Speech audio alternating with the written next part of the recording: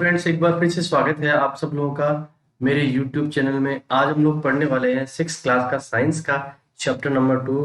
चलो करते हैं शानदार वीडियो की शुरुआत। एक भोजन जो होता है उसमें चपाती हो सकती है, दाल हो सकता है, ब्रिंजल करी हो सकती है, या उसके अंदर चावल सांभर और सब्जी हो सकती है, या फिर साथ में लेडी फिंगर यानी भिंडी की सब्जी हो सकती है, या फिर ऐसा भी हो सकता है उसके अंदर अपम, फिश करी, वेजिटेबल्स या कर्ड, बटर, मिल्क और पिकल्स कुछ भी हो सकते हैं। इसका मतलब अलग अलग प्रकार के जो भोजन हैं उनमें अलग अलग प्रकार के कंपोनेंट्स हो सकते हैं।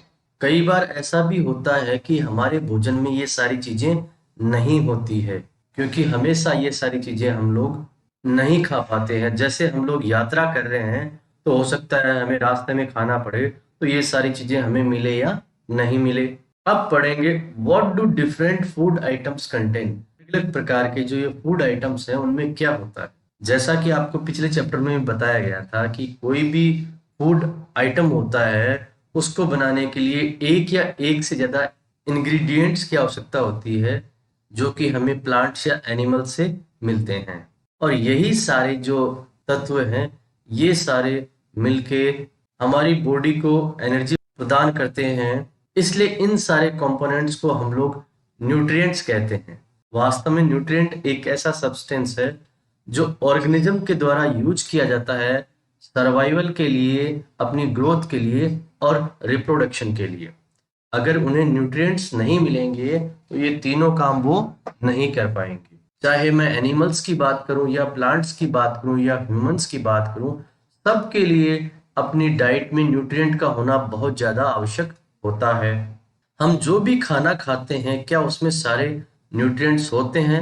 अगर हमें इस बात का पता नहीं है तो हम कुछ ऐसे टेस्ट हैं उन्हें करके पता कर सकते हैं कि हमारे खाने में न्यूट्रिएंट्स है या नहीं है। पहले हमें ये जानना होगा कि ये वास्तव में ये न्यूट्रिएंट्स कौन-कौन से हैं जो हमारे शरीर के लिए बहुत ज़्यादा आवश्यक हैं। तो ये न्यूट्रिएंट्स जो हैं उसका पिरामिड एक आपके सामने दिखाई दे रहा है, जिसमें आप साफ-साफ देख सकते हैं carbohydrates, protein, fats, vitamins, minerals, water और फाइबर। ये सारे न्यूट्रिएंट्स ऐसे हैं जो हमारे शरीर के लिए बहुत ज़्यादा आवश्यक है। अगर मैं अधिकतर फूड्स की बात करूं तो उसमें क्या होता है, एक या उससे ज़्यादा न्यूट्रिएंट्स होते हैं। जैसे सीरियल्स की अगर हम लोग बात करें तो उनमें फाइबर, कार्बोहाइड्रेट्स और विटामिन्स होता है।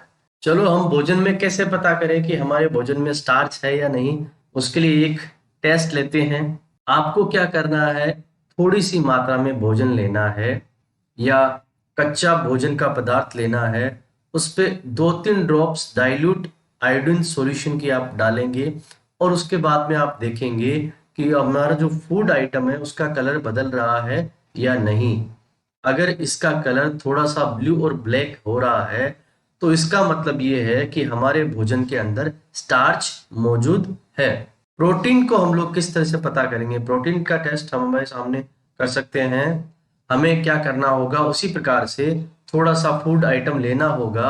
अगर ये फूड आर्टिकल थोड़ा सॉलिड है तो आपको इसका थोड़ा पेस्ट बनाना होगा या पाउडर की तरह से बनाना होगा। इसे आप ग्राइंड कर लीजिए या मैश कर लीजिए। उसके बाद में क्या होगा, इसे एक साफ टेस्ट ट्यूब में डाल दीजिए और उसके अंदर पानी की 10 ड्रॉप्स को डाल दीजिए और फिर टेस्ट ट्यूब को हिलाइए। अब आपको क्या करना है, एक ड्रॉपर लेना है और उसके बाद में उस ड्रॉपर से 2 ड्रॉप्स आपको कॉपर सल्फेट की डालनी है और 10 ड्रॉप जो है आपको कास्टिक सोडा की डालनी है उस टेस्ट ट्यूब के अंदर।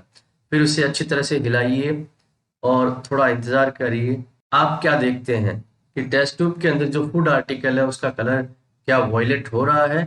अगर इसका कलर वॉयलेट हो रहा है तो इसका मतलब ये है कि हमारा जो फूड आइटम है इसके अंदर प्रोटीन है। फैट्स के लिए किस तरह का टेस्ट हम लोग करते हैं, उसी प्रकार से थोड़े सा फूड आइटम हम लोग लेंगे और उसे एक पेपर में लपेटेंगे, फिर इसको क्रश करने का प्रयास करेंगे। इस तरह से इसको क्रश करना है कि पेपर नहीं फटे। फिर इसको पेपर को वापस सीधा कर देंगे, फिर इसको ध्यान से देखेंगे क्या आपको इस पेपर में कहीं पे भी ऑयल के धब्बे दिखाई देते हैं। अगर आपको इसमें ऑयल के धब्बे दिखाई देते हैं इसका मतलब हमारा जो फूड आर्टिकल है उसके अंदर फैट है। कई बार क्या होता है, फूड आइटम में थोड़ा बहुत पानी भी होता है, इसलिए आपको क्या करना होगा, इस पानी को सुखाना होगा और उसके बाद में आसानी से इसे दोबारा रब करना होगा और आपको पता लग जाएगा। अगर ऑयल पैचेज आपको दिखाई देते हैं, ऑयल के धब्बे आपको दिखाई देते हैं, तो इसका मतलब हमारे फूड आर्टिकल में फैट्स हैं। कुछ ऐसे फूड आर्टिकल्स जिनमें बहुत अधिक मात्रा में फैट होता है, वो है फैटी मीट और fish, cheese, butter, nuts and seeds और चॉकलेट। अगला पार्ट हम पढ़ेंगे, what do various nutrients do for our body. ये अलग अलग प्रकार के जो न्यूट्रिएंट्स हैं वो हमारे शरीर के लिए क्या करते हैं। चाहे हम फैट्स की बात करें या कार्ब्स जिसे कार्बोहाइड्रेट्स कहते हैं उसकी बात करें, ये हमारे शरीर को क्या करते हैं, एनर्जी प्रदान करते हैं। इन दोनों के बिना हम शरीर में किसी भी प्रकार की क्रिया को अंजाम नहीं दे पाएंगे। अगर फैट्स और कार्बोहाइड्रेट्स की हम लोग तुलना करें तो फैट्स जो है हमें कार्बोहाइड्रेट्स के बजाय ज्यादा एनर्जी देते हैं। अब कुछ विटामिन की हम लोग बात करते हैं। विटामिन ए जो होता है वो हमारी स्किन को और आईज को हेल्थी रखता है। विटामिन सी जो होता है वो हमें रोगों से लड़ने की शक्ति देता है और विटामिन डी जो होता है वो हमारी बोन्स को और टीथ को मजबूत बनाता है, क्योंकि वो हमें कैल्शियम देता है। मिनरल्स जो होते हैं वो भी हमारे शरीर में आवश्यक होते हैं, परंतु उनकी कम मात्रा हमें चाहिए होती है। अलग अलग तरह के विटामिन होते हैं जो हमें शरीर में लेने होते हैं। उनमें से कुछ विटामिन और भी हैं, जैसे कि vitamin A, vitamin C, vitamin D, vitamin A और विटामिन के। सामने दिए गए डायग्राम से आप देख सकते हैं कि कौन कौन से प्रोडक्ट से किस किस तरह के विटामिन हमें मिलते हैं। अधिकतर अगर फूड आइटम्स की हम बात करें तो उनमें क्या होता है, एक से ज्यादा न्यूट्रिएंट उनमें होते हैं। ऐसा हो सकता है कि एक फूड आर्टिकल में एक न्यूट्रिएंट ज्यादा हो और दूसरा कम हो। जैसे हम राइस की अगर बात करें तो इस राइस के अंदर जो होता है कार्बोहाइड्रेट्स ज्यादा होते हैं और बाकी जो न्यूट्रिएंट्स होते हैं वो कम होते हैं। इसीलिए राइस को carbohydrate rich source of food कहा जाता है। इन न्यूट्रिएंट्स के साथ साथ में हमारी बॉडी को डाइटरी फाइबर और वाटर की भी आवश्यकता होती है। डाइटरी फाइबर को हम लोग रफेज भी कहते हैं। रफेज प्लांट प्रोडक्ट से मिलता है। जितने भी ग्रेन्स हैं, पल्सेस हैं, पोटैटोज हैं, फ्रेश फ्रूट्स हैं, वेजिटेबल्स हैं, इनसे हमें रफेज की प्राप्ति होती है। वाटर भी हमारे शरीर के लिए बहुत ही आवश्यक न्यूट्रिएंट है। ये हमारी सहायता करता है सारे न्यूट्रिएंट्स को एब्जॉर्ब करने में। इसी के साथ में ये हमारी सहायता करता है कि हमारी बॉडी से वेस्ट पार्टिकल्स हैं वो निकल जाएं, चाहे वो यूरिन के थ्रू निकले या स्वेट के थ्रू निकले। हमारे शरीर में जितने भी वाटर की आवश्यकता होती है वो हम लिक्विड्स के द्वारा पूरी करते हैं, जैसे कि वाटर, मिल्क, टी। और इसी के साथ साथ में जितने भी फूड आर्टिकल्स हम लोग खाते हैं उनमें भी कुछ ना कुछ पानी मिला हुआ होता है। अब हम पढ़ेंगे बैलेंस डाइट के बारे में। हमारे शरीर की प्रॉपर ग्रोथ के लिए और उसको मेंटेन रखने के लिए हमें बैलेंस डाइट को लेना बहुत जरूरी है। हम ऐसा नहीं कर सकते कि एक न्यूट्रिएंट्स को हम ज्यादा प्राप्त करें और दूसरे न्यूट्रिएंट्स जो हो बहुत कम मात्रा में हो। हमें इसका संतुलन बना के रखना पड़ेगा। हमारी डाइट के अंदर पर्याप्त मात्रा में रफेज, वाटर और भी जो न्यूट्रिएंट्स हैं वो सारे होने चाहिए। अगर ऐसा होता है तो हमारी जो डाइट होती है वो बैलेंस डाइट होगी। हमारे भोजन में अगर हम सब लोग इन चीजों को इंक्लूड करते हैं जो कि आपके सामने एक पिरामिड में दिखाई गई है, तो आपकी जो डाइट है वो बैलेंस्ड होगी। हमारे भोजन के अंदर fats, sugar, pulses, dairy products, fruit, vegetable, cereals और मिलेट्स, ये सारे पार्ट्स होने चाहिए। बैलेंस डाइट को प्राप्त करने के लिए यह आवश्यक नहीं है कि हमें बहुत सारा पैसा खर्च करना पड़ेगा। हम अगर साधारण रोटी और सब्जी भी खाते हैं तो वो भी हमारी बैलेंस डाइट हो सकती है। कुकिंग जो है वो हमारे फूड के टेस्ट को बढ़ा देती है और इसे आसानी से पचने में सहायता करती है। लेकिन कुकिंग करने से भोजन के अंदर जो न्यूट्रिएंट्स होते हैं उनका लॉस हो जाता है। बहुत सारे यूजफुल प्रोटीन्स और मिनरल्स वो एक्सेस कुकिंग के कारण से खत्म हो जाते हैं और उनका पूरा पूरा फायदा हमें नहीं मिल पाता है। अगर कोई व्यक्ति बहुत ज्यादा फैट रिच फूड्स खाता है तो उसे मोटापे का शिकार होना पड़ सकता है। आपने देखा होगा आजकल फॉरेन कंट्रीज जो है वहां पे अधिकतम न्यूट्रिएंट्स का फायदा लेने के लिए लोग जितने भी फूड आर्टिकल्स हैं उन्हें बिना पकाए ही खाना पसंद करते हैं। अब हम पढ़ेंगे डेफिशिएंसी डिजीज के बारे में। अगर कोई बीमारी किसी न्यूट्रिएंट्स की कमी से होती है जो कि हमें काफी समय से नहीं मिल रहा है तो उसे डेफिशिएंसी डिजीज कहा जाता है। अगर हमारी डाइट जो है कार्बोहाइड्रेट्स और प्रोटीन्स दोनों की कमी को रखती है और ऐसा लंबे समय तक चलता आए तो हमारी जो ग्रोथ है वो पूरी तरह से रुक सकती है।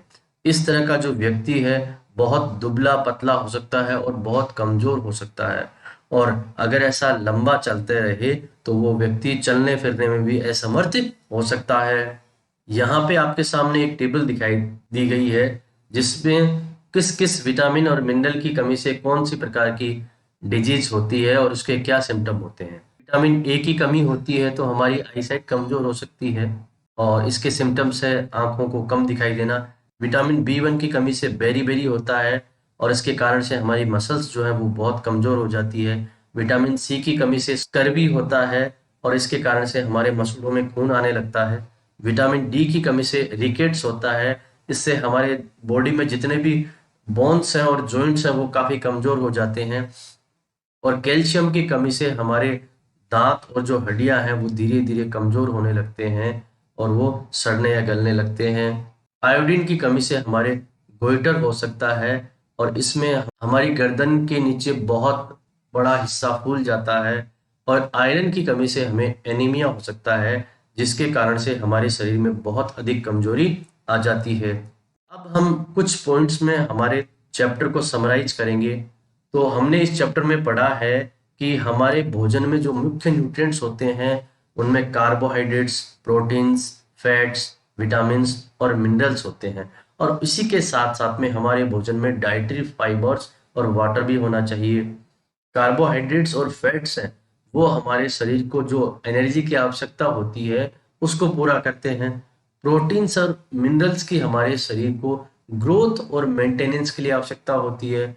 विटामिन जो होते हैं वो हमें बीमारियों से लड़ने की शक्ति देते हैं।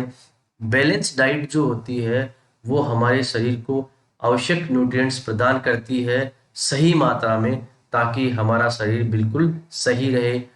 और उसके साथ ही साथ में हमें रफेज और वाटर की सप्लाई भी हो जाती है। अगर एक या एक से अधिक न्यूट्रिएंट्स की कमी हमारे शरीर में लंबे समय तक रहे तो हमें बहुत सारी बीमारियां हो सकती हैं।